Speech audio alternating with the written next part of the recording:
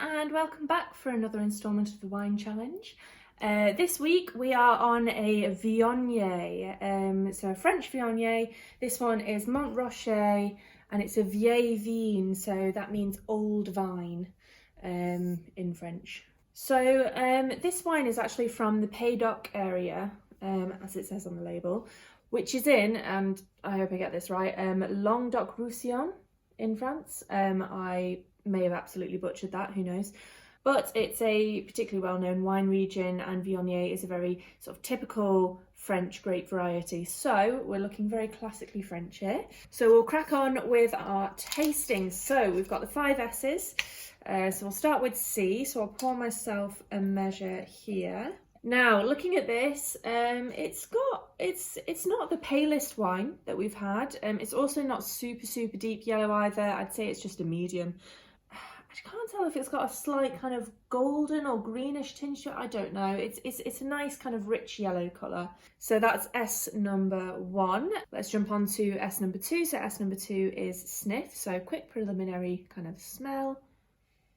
Now, I'm not getting any kind of sharpness from that, so I'm not getting any kind of, you quite sometimes get sort of more citrusy flavours coming through, especially if it's jumping out the glass on that first smell, but definitely none of that.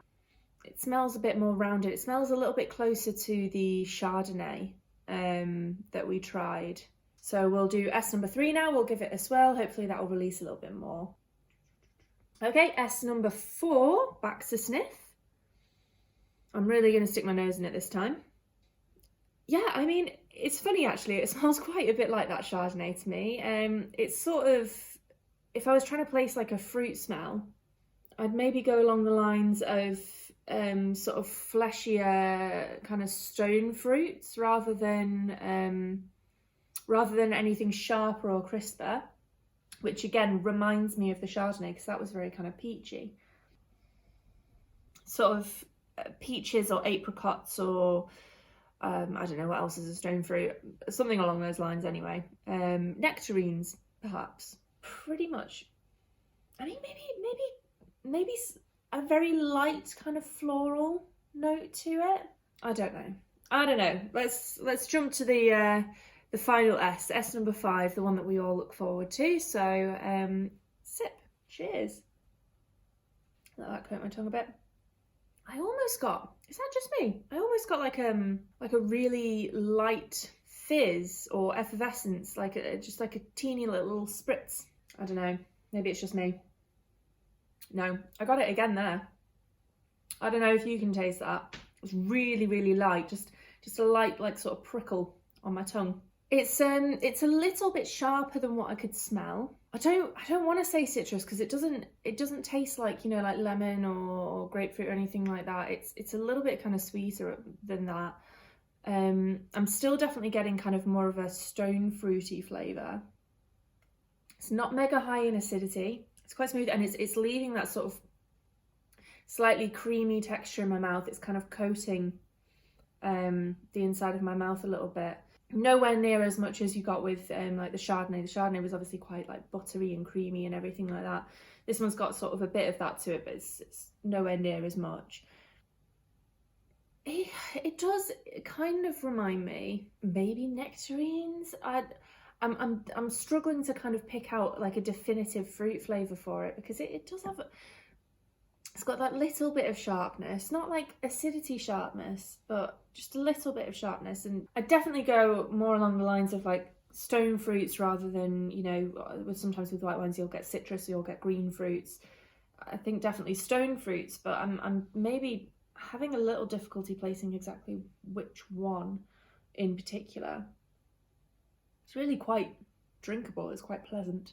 I like the fact that, and please let me know if you get that too. I'm getting a very light sort of tingle of fizz. I don't know whether that's just me. It does have a good finish on it. So again, you don't just swallow it and the taste disappears straight away like it sometimes does. Like for example, when we did the Prosecco, I think that one was quite a short finish. It lingers a little bit longer, and it does have that kind of creaminess to it, and it's got a little bit of like a little hint of sharpness, but predominantly kind of more stone fruits, kind of fleshier, slightly juicier fruit. I think it's really quite a nice balance of flavours in there. So yeah, that's what I think of it. Let's see if I'm right. I brought up some tasting notes for this wine, and it says the grapes are delicately pressed for haunting aromas. Of course, wine talk, isn't it? Haunting aromas of honeysuckle and apricot. Now, apricot I can get. I was kind of looking down the route of maybe nectarine or like stone fruits. I suppose apricot would make a little bit more sense because you do get, I feel like apricot isn't as sweet maybe, and there was a little bit of tang in there, so yeah, maybe apricot does make a little bit more sense. I don't eat that many apricots, so it wasn't the first thing that jumped into my mind. Honeysuckle is an interesting one because I thought I could smell like just a really light note of floral on there. I wouldn't have been able to place it, to be honest, but if that's honeysuckle, then that's honeysuckle, you know. The rich creamy palate balances with a dry, tangy and refreshingly long finish. Okay, so rich creamy palate, again, you do get that kind of coating of your mouth, which you sometimes get with like creamier wines. Dry, tangy and refreshingly long finish, definitely got a good finish on it. The tanginess that I get, it's like a little bit of sharpness and a little bit of, again, I got a tingle on my tongue there as well.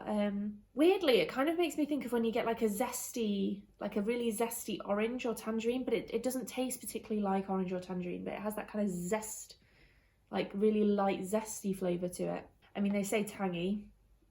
Yeah, I reckon that's relatively accurate. But it's a nice wine. I quite like how it balances out, because I think sometimes when you get a really creamy, rich wine, like we got with the Chardonnay, that had kind of more juicier fruits to it, and it was very like luxurious and velvety and intense. But this one, because it has that little kind of pick-me-up of sharpness, that tang to it, it balances quite nicely. It works quite well together as a whole.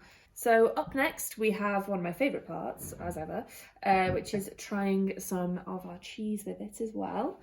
So this is was one of the Wensleydale truckles from the shop. As you can see, I had a cheese night the other night, and I've eaten some of it already. But this is the Wensleydale. Let's give this Wensleydale truckle a try. I'm trying not to crumble the Wensleydale too much. Luckily, because it's in the truckle, it tends to keep its shape pretty well. So, bon appetit.